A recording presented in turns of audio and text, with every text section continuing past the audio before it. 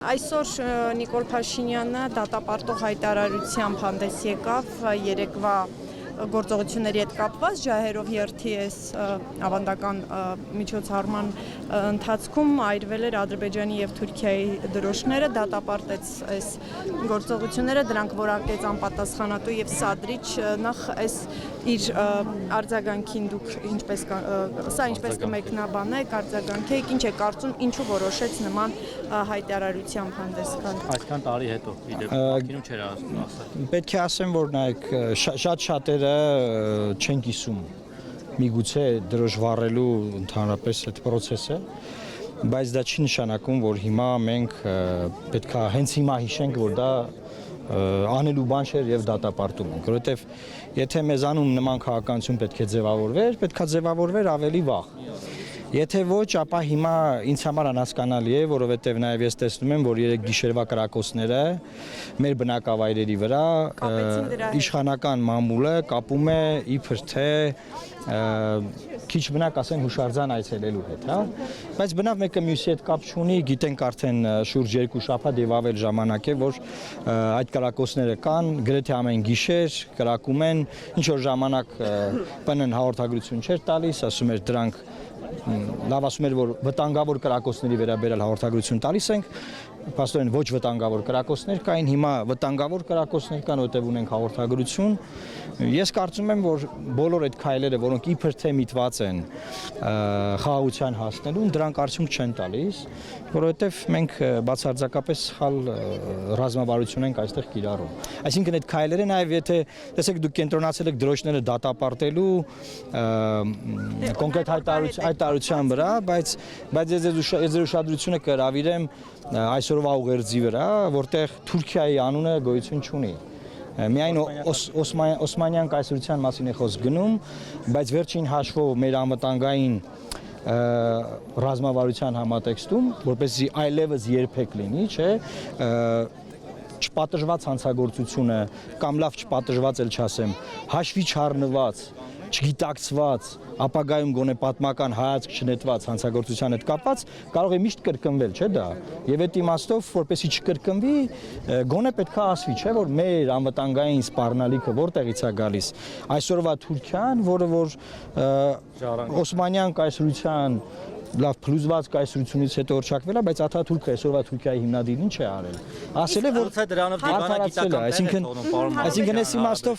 այս իմաստով ես կարծում եմ որևէ անատամ քայլ, որևէ ոչ թիրախային մոտեցում մեր հակառակորդի թշնամու մոտ չի առաջացնելու համապատասխան ինչ որ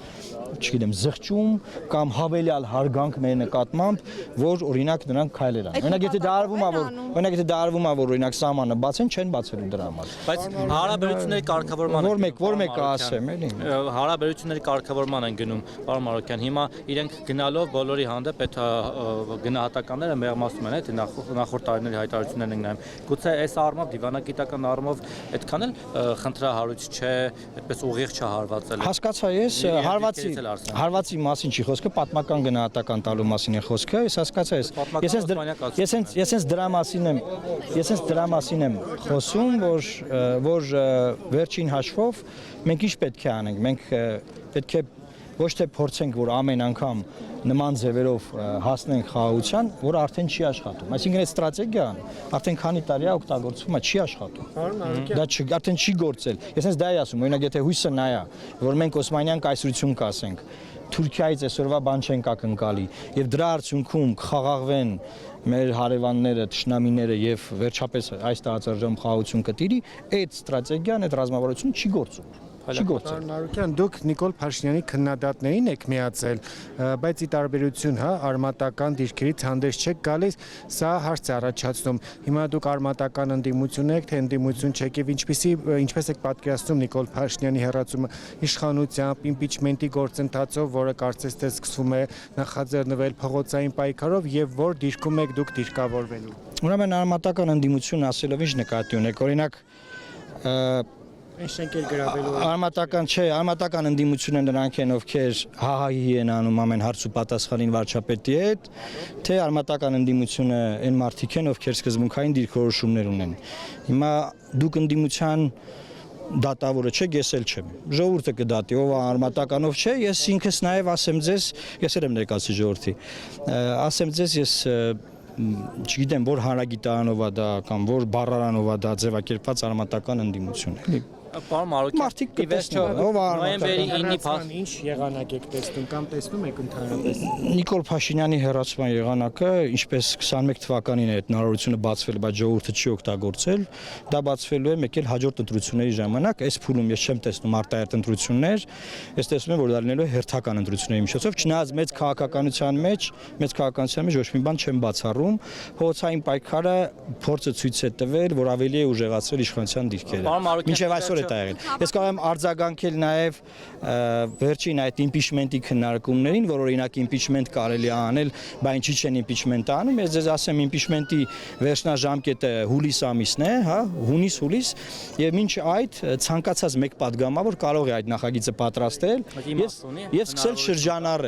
շրջանառել։ Չէ, այդ հարցը անդադար քննարկել, բայց դա չանել, ես դրա իմաստը չեմ հասկանում։ Այնինքն կամ պետք է անեն, ասեն չստացվեց, կամ անդադար այդ հարցը պարլամենտում քննարկում են, կամ պարլամենտից առաջ պահանջում են, այդ դրա իմաստը չեմ հասկանում։ Պարոն Մարոկյան, ի վերջո դուք վարչապետի պաշտոնին։ Եթե ես կլինեմ որևէ դաշինքի կամ ուժի վարչապետի տեխնացուն, ուրեմն կհավակնեմ։ Քանի որ ընտրություններ չկան, քանի որ հիմա ընտրություններ չի, կարծում եմ դա այնքան։ Ես ունեմ լուծումներ, հենց հիմա ես այդ լուծումները ունեմ։ Օրինակ, եթե հենց հիմա ինձ օժտեն ժողովրդի լիազորությամբ, որ ես գնամ բանակցելու, լուծումները կլինեն, բայց այդ հարցը որ տալիս Պարոն Մարոկյան, դուք շատ եք խոսում նոյեմբերի 9-ի փաստաթղթի մասին, որ ասում եք, որ պետք է վերադառնալ դրան։ Վերջը նոյեմբերի 9-ի փաստաթղթը կապիտուլյացիա էր, թե կապիտուլյացիա չէր, նախ դա ասեք։ Նոյեմբերի 9-ի փաստաթղթը բազմիցս ասել եմ, որ իրավաբանորեն եւ նաեւ քաղաքական իմաստով այն կապիտուլյացիա չէր։ Բնականաբար ստորագրած առաջնորդ այլևս չի կարող որևէ փորձել հասնել։ Դրանից հետո 68 անգամ դրա հետ կապված խոսել ենք, մեկնաբանել ենք։ Ես Արմացախի մոտ օրերս հենց որ Վանեցյանին քննադատեցինք, ինչ որ ձեր ալիքներում հայտնվեց այդ 3-4 տարի առաջվա, հա, մի հատ ոդկասթում անդրադարձա, դուք դա տեղադրեցիք։ Չեմ նոր եք հիշել, Ամալիա Արաքելյանի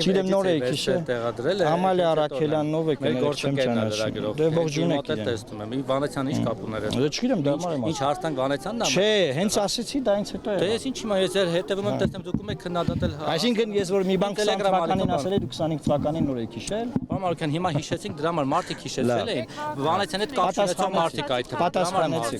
Պատասխանեցի, որովհետև ասում եմ, որովհետև ես անդադար ասել եմ, վերջին գոնե 4 տարին անդադար ասել եմ, որ այդ փաստաթուղթը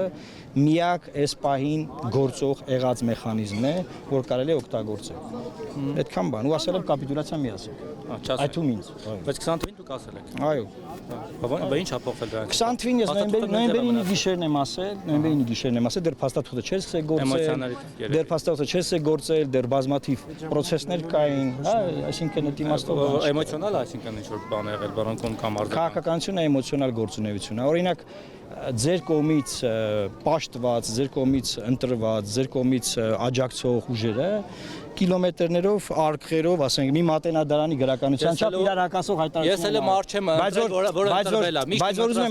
ուզում ասեմ, տենց թիրախային երբեք նրանց չեք։ Ոչ մեկին չեմ պաշտում, ոչ մեկին չեմ։ Ես հասկանում եմ ինչու եք դա։ Չեմ ունեցել երբևէ։ Ունեցել եք այսօրվա իշխանությունը ընտրված է։ Ես չեմ։ Սա ինձ առաջել էր ընտրվել։ Բարեբախտաբար ես չեմ։ Այսինքն 18 թվականին էլ ընտրվել, 21-ին էլ։ Չէ, դուք չեք ընտրել, բայց ընտրված է։ Իսկ